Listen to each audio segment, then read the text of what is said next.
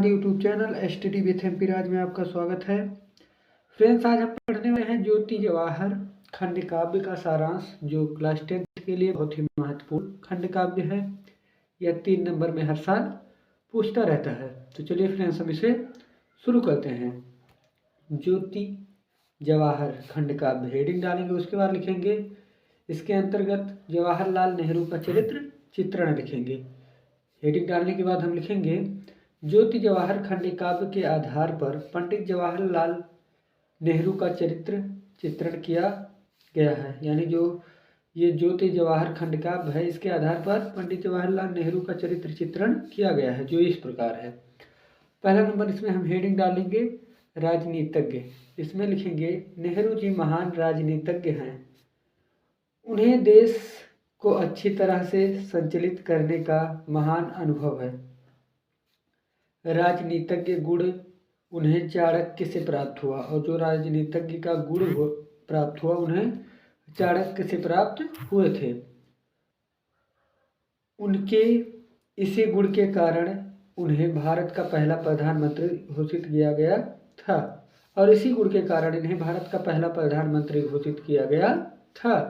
दूसरा नंबर हम हेडिंग डालेंगे लोकनायक। क्या डालेंगे? लोकनायक। इसमें लिखेंगे जवाहर एक प्रसिद्ध महापुरुष और लोकनायक थे।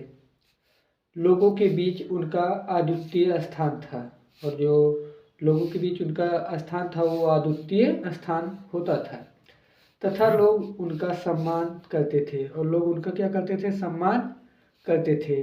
वह लोगों के पथ दर्शक थे, और वह जो थे पंडित जवाहरलाल नेहरू, वो लोगों के पथ दर्शक थे। अब हम तीसरा नंबर हेडिंग डालेंगे सौंदर्यशाली। इसमें लिखेंगे जवाहर एक सौंदर्यशाली पुरुष थे। सौंदर्य के साथ साथ उनका आचरण भी बहुत अच्छा था, और सौंदर्य के साथ साथ उनका जो आचरण था वो बहुत अच्छा था। वे हमेशा बड़ों का सम्मान करते थे, और वो जो थे हमेशा बड़ों का सम्मान करते थे। अब चौथा हेडिंग हम डालेंगे स्पष्ट वक्ता। इसमें लिखेंगे जवाहर एक स्पष्ट वक्ता थे। वह सभा के मध्य में अपनी बातचीत को बेहतर ढंग से व्यक्त करते थे, और वह अपनी बातचीत को लोगों के बीच बेहतर ढंग से व्यक्त करते थे।